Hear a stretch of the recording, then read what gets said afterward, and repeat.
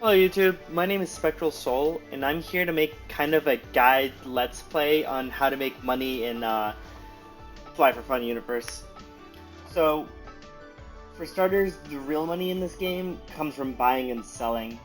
However, I wanted to start from a spot where most people in this game would be at, which is, let's say, 200,000 by level 15. Because at that level, you can really start to make money on your own, and then from there, capitalize to making money by buying and selling items. So my goal is to make a series of episodes, starting by just what I do with 200,000, and then from there, flipping items to see if I can start making a profit. And then by the end of it, I want to be at about 100 million. Um, so let's begin. So for starters, at 200,000, you can't really do much buying and selling. You could probably flip like from a thumbtack to a rubber band, and then from there to a loaf of bread. But if you don't want to start from that low, what instead you could do is go to this guy named General Bill, or any general store or in any shop, and then click trade, and he'll sell these things called collectors. Now, you use collectors to catch materials from these guys. If you haven't seen them yet, these are these really big guys who are walking around all of the maps, and if you kill them, you can use these collector vacuums to vacuum up the materials inside of them and sell them for profit. So, there's no real... Well, there's a huge difference between each of these, and just the amount of materials you'll capture. So the best we can afford right now is the V3, which will only capture 50 materials per one. However, if we get the Ultra Collector, it'll get 100 materials per one. So from a single kill, we'll make about 150,000 from this one, but with this one, we'll make 300,000 per kill. So quite a big difference. Now, I don't know if 490,000 is worth it at this low level, but at a higher level, it's definitely worth it. So we'll go ahead and purchase one of these and add it to our taskbar over here. And then the next thing we're going to do is we're going to buy a power dice. This is my own account for this series. I won't be using my other accounts to help get money. So we'll buy a power dice from this guy. We'll buy just one. And then we will double click it and click it on the collector. And this isn't going to make the collector collect more, so it's still only going to collect 50, but it's going to collect a little bit faster. If we had more money, we'd try to power it up to a higher level than that. But since we're so, well, poor, there's no real point in doing that. Okay, so apparently you can't. Okay, so the next thing we're going to do is we are going to fly over to the Garden of Rissus, over up here, because that's where you'll find mine catchers. Now, mine catchers and Eron's catchers are probably the best of the two catchers to collect on the early levels, because they're used for basically every regular upgrade, so a lot of high, demand for them. Crescent catchers and Guru catchers are more specific for elemental upgrades and then other things. But mine catchers and Eron's catchers are really used for like upgrading from like level 1 on your equipment to level 2 to +3, you know? So a lot of people need them. Now, Garden of Rissus has the mine catchers, but if you wanted Erons, you could go over to Flaris, and this entire island has Erons just walking around. You can specifically hunt them for money and then just do that, and you can collect a very decent amount just from killing, say, 2 of them with my level, my V3 collector, which is like the lower end. I can make about 100 materials, and then from there I can sell them at a very cheap price for 3,000 each. So that'd be about 300,000 just from killing those 2. I could sell them for higher than that, to be honest, and that'd be fine, but if I wanted them to sell really fast, I could just do it that way. So here's the collector, and as you can see, he does 0 damage. So even though he's got a lot of health, you can kill him really like with anybody, and it shouldn't be any problem. It's just how efficient you're going to be with the kill. Gonna get done good. So I think for this episode, I'm just gonna collect 3 catchers and put them up for sale. If I can collect 3 with the current collector I have, that should be about 450,000 pinya, which should be enough for me to start making some moves in the market. Not anything major, but enough to do something with it. So while this guy very slowly dies, I'll show you my other account. Not to gas myself up, but like I have quite a bit of items that are worth a lot added together.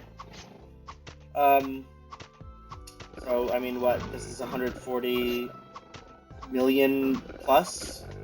This is another 60 million, 200 million, 165, 165. And this is all done through just trading, you know? So I did collect very early on in my journey, but like after a while I was just buying and selling and making all my profit that way. This is my other account, you saw him earlier. This is from my first try in making this video, but it went on too long and I couldn't upload it. But now on try 2, we are going to do the same exact thing. We're going to kill 2 of these collectors and collect them. So after I kill him, I want to just do some general background information on what you should be doing for trading. Okay, so after you kill, you'll have to equip your collector, and then double click him again, and you should hear that like repeated like vacuuming noise, and that shows that I'm collecting him, and he should be shrinking. As you can see in my inventory, very slowly I am getting some minerals. Once again, this is kind of a longer process, but if we kill, if we upgrade our collector, it can be a little bit faster. So right now we're at +1, but we can get it to like +5, and it moves a lot faster. And then we'll only have like 50 minerals, whether it's +1 or +5. But, you know, at the very least you'll have that convenience. Of course, if instead of upgrading this one, you should be moving for the Ultra Collector and collecting 100 minerals per one. But, yeah, very slowly but surely.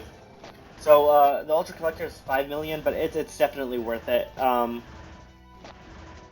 Just because you're getting a lot more bang per catcher. I don't know how good the other collector is, like how worth it is. The one in between. Oh, here we go. Power Collector.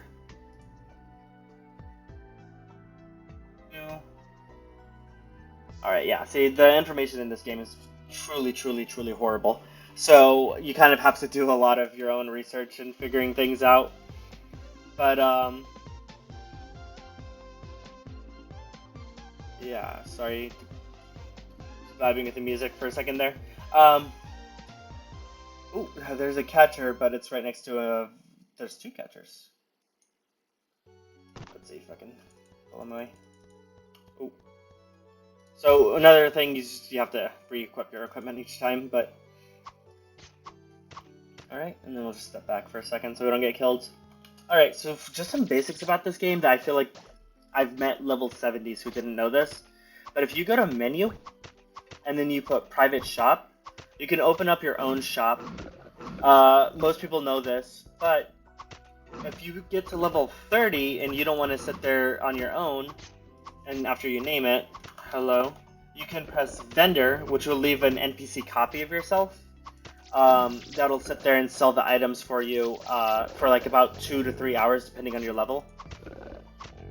Next thing that a lot of people seem to not know about is if you go to menu again and then you press search shop, you can see all the items being sold in the area.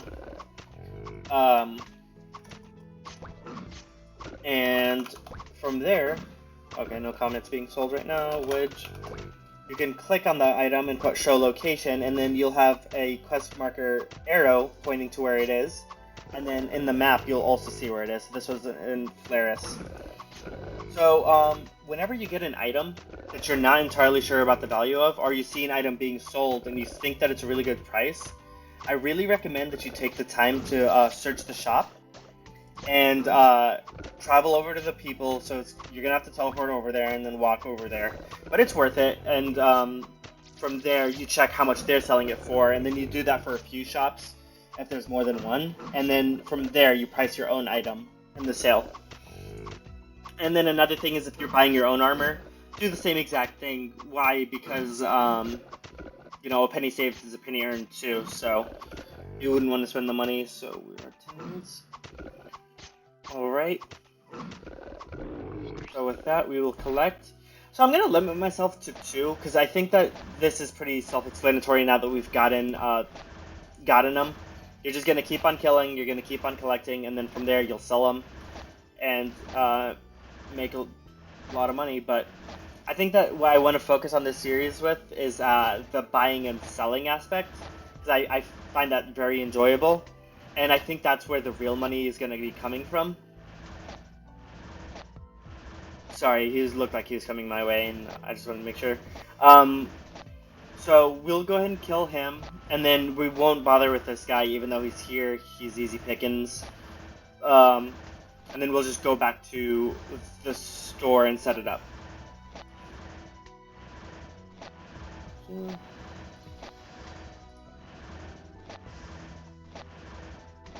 Yeah. So I'm playing on the Mosh Boy server, which is I think the North American server. For a lot of the series, I'm going to be buying and selling stuff and being like, oh, that's a really good price. But just be careful, because my really good price might be not really good price in your server. And then I could just be wrong, you know? So another big thing about this game is it doesn't really have a central market like the Grand Exchange on RuneScape or the trading market on Guild Wars 2. So, and then you guys see their wikis, it's pretty useless. So, like, you can end up selling what's really a valuable item for way too cheap. So just having that knowledge of what's worth what is really important. So we're going to set up shop here because we're selling materials.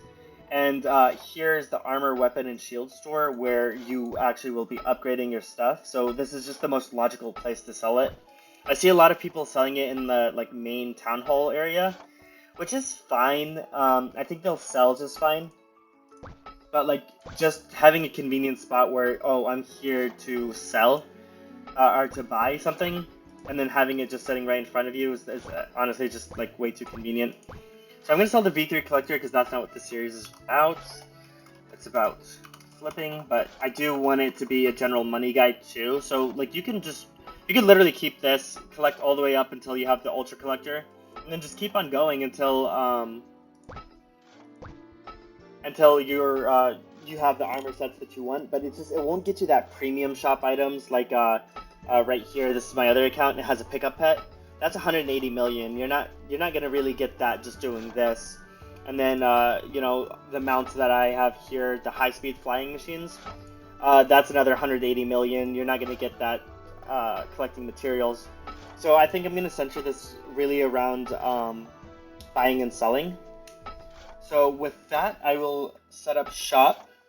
I have the option to set up the vendor, which would make the copy, but I'll set up shop and then leave it running. And I will catch you guys on the next one. Bye.